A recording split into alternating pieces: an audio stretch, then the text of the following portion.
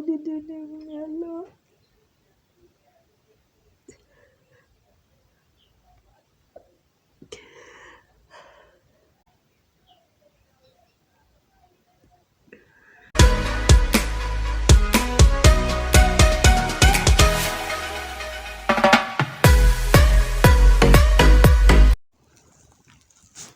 Hi, what's up guys? Welcome back to my YouTube channel.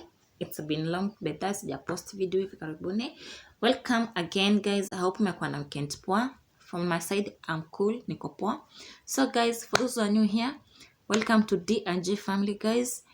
And some people have been asking what D and J means. D is my firstborn, J is my lastborn. So welcome to this channel guys. Kindly subscribe to this channel. Let's reach to 500 subscribers guys. Support me kindly. I'm just requesting guys to subscribe. I know I can do this with you. And for those who have been my family, thank you so much for being a family. I love you so much guys, because I know without you I can't be here. So guys, it's another beautiful Wednesday, and today I'm going to discuss how my life changed after my mom's death. I hope the video you'll enjoy it, because it's a story time and I'm gonna share you what I've gone through up to now and how my life, yes guys, and how my life changed after my mom's death.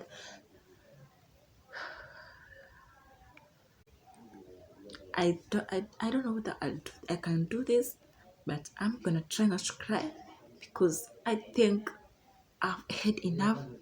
I've passed through a lot. I never knew the world is so cruel until I lost someone I loved so much. Okay guys, so kindly don't forget to subscribe, watch this video to the end, like, share and comment down below. I will appreciate that. So let's start guys. So as I said before, in my family we are two girls. I'm brought up in a family of a single mom. We are two girls. I'm the last one in my family. So when I was brought up, my mom had issues with diabetes and high blood pressure, but she had so many ways to manage it until I think when I was in class 6, some became hard for her, but in that way, yani alikop nayo hivyo hivyo and she managed it mpaka cause she was injecting insulin and until I finished form 4. It's like sasa ilikuwanga imefika sijui ni stage ya mwisho ama ni nini, so my mama akaanza tu kuwa msick nini. It was a tough journey because sometimes ingeres usiku, we panic, we are kids, I don't know what to do. By that time my sister ako Kampala, so sometimes inares usiku mpaka I don't know what to do, but I learned some, I'd seen my mom doing, and alikuwa akitupatia first aid, so I'd learned a bit of it. So sometimes ikiresi usiku, I know how to control it until morning, because you know most in rural areas there are no garis za usiku ama no means of transport during night, so we could control it until ufike asubuhi so that tunaweza enda hospitali. So guys, when I finished form 4 nilienda direct campus. After campus nilipata na guy, we fell in love that note, tukakaa naye. So guys, it became worse last year but one, I think last year but 1 year. So for those 2 years, 2020 2019 ilikuwa somehow hard kwake juu ilikuwa so hard kwake. My mama was a teacher, but imagine angeenda shule hivyo hivyo, yani is a woman I've never seen, because she never neglected these duties like a teacher. Angeenda shuleni hata saa 12 and I could ask my mom, akisu relax tu ama uapply nini, uapply early retirement because of healthy issues. And my mom they really loved teaching so much, hiyo ilikuwa tu kwa damu yake kabisa. And hata angeamka asubuhi 6 anakwambia yuenda shuleni hata akiwa msiki hivyo.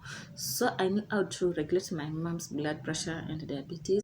So 2019 mama akaanza tu complain kwa msiki hivyo, mpaka at time akaenda kulala Bishop Kioko in Machakos. That's when I knew that something was wrong with my mom and she was not feeling well at all. Isipokuwa sikuwa ninakaa naye sana, so I had to move from Mombasa to come to Machakos and look at her. At first, she never recognized me, but within 2 days she recognized me, akatibiwa mpaka akakuja akareleasiwa. And kumbuka at that time it's a COVID time, only visiting time it's limited, and those who are going to see the person who is ill it's also limited. So alikaa also like 1 month akatoka. Sasa ile kutoka, we knew that she was okay, but my mom was that person who could hide her tears so that her kids cannot cry. She was 1 in a million because she could hide her pain. But if when I could just look at her eyes, I could see her pain. It's like she was asking herself, am I going to leave my kids? Because I remember one time she told me, ukipita huu mwaka kwa uhai unashukuru Mungu. So amemaliza matibabu. So alimaliza matibabu, ikawa now anapaswa kwenda home na mimi nikarudi Mombasa. So we stayed like 2 months, then it became worse. One day early in the morning, I saw my sister's phone call, that is missed call. Alikuwa amenipigia kitu kama saa 10 za usiku, so sikusikia. Nikamkata direct, nikampigia. She was crying for real. I just asked her straight, kwani mama ametuacha? She told me no, she's not talking, she's not moving, but still she has opened her eyes. My dear, that was my worst day I ever had in my life. Many questions ran in my, many questions did run in my mind. Because for real, I never expected to get such news early in the morning. So I remember I knelt down, I begged God, and I cried a lot. Yeah. I tried to communicate with my mom, but she was not talking. Just only some few moments later, my sister called me and told me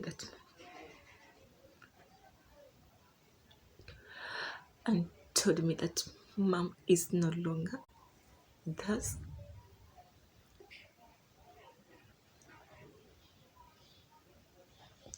It was so, and sikuamini who will be there for me. All the while, who will stand with me, because she was that person who I could share my problems with and could understand me better more than anyone else. Because hata nikiwa na shida, I could just understand me better than anyone else. At first, I started blaming myself. I don't know why I blamed myself, but I had to be strong because that time I had one kid. And remember, it is COVID, there is lockdown. But I managed to get those letters for traveling, and I traveled. We came, buried my mom, and everything. Now, after there, many things changed a lot. Many things changed a lot. I passed through hell. Because even those who promised to be with you, they no longer stood with you. Not even the father of my kids. So guys, there are those people who tell you that we will stand with you. But guys, I want to tell you something. Ukifiliwa na mtu mwenye na mtu kwa karibu, unabaki tu na ndugu yako ambaye ulitoka naye tumboni. Why am I saying this? Because people promised, we're gonna take, because we are girls and we are single now. We have no dad, we have no home. So we are all alone. So guys, I tell you, people give fake promises, yeah. And that is the time I know, oh my God, I'm left alone and I have to be strong. Thank God to my sister who stood with me. She has been there for me. She's the strongest person that I shall admire. And she told me, Miriam, you have to know and you have to learn to be yourself. You have to know that mom is gone and we are all alone. So you have to be yourself. And that's, yeah, so you have to be yourself. So guys, after we buried your mom, I stayed like for 1 month because I had no job. So I went back to Mombasa to see my family, my husband. Little did I know that he had migrated to another county, to another town. So I followed him there. Guys, now I passed through hell when I was in that house. They turned back they turned back on me because now I'm an orphan. I have no one to fight for. Even his mom turned against me. Now nimekuja na nimepata ball, nobody supporting me. Nimejinga kuuza kwa I've started selling sheets and nobody's there for me. Life was so cruel. Times I sit back and ask myself a lot of questions. Why do I have to lose someone who is so much important to me in my life? Like my mom, she was always there for me. This lady, she could even sacrifice what she had at least to make me happy. Even the last moment when she closed her eyes, she was just calling out my name. It's so sad that I was not there. I wish I could be there to see her breathing her last breath. Sometimes I ask myself a lot of questions till I realized that I'm so much depressed. Depression was killing me slowly by slowly. I don't know how I can overcome this. So guys, I learned that I'm depressed. Depression was killing me slowly by slowly. But I learned how to overcome everything in life. Because sometimes it's just a part of life. We pass through hell, and sometimes the road is also not soft. Some roads are rough, and they are rough with a reason. It's not like I've not learned a lesson, but I've learned a very big lesson with my life. And I can't advise anyone to choose happiness for others, but to choose happiness for yourself. If I could return time, I could only wish my mom to come back and be with me. Guys, it's a part of life sometimes, and I hope where she is resting in peace. And I will make her proud when in time, because I have a lot to achieve. By the way, as a single mom, I have a lot to achieve, and I don't regret anything in my life. I forget and move on. So, guys, I had just a few to share with you. I think for the next topic, I will talk about how I overcame my depression. And guys, kindly don't forget to subscribe to this channel.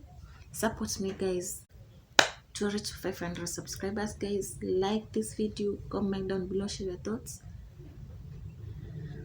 Till we meet next time, guys.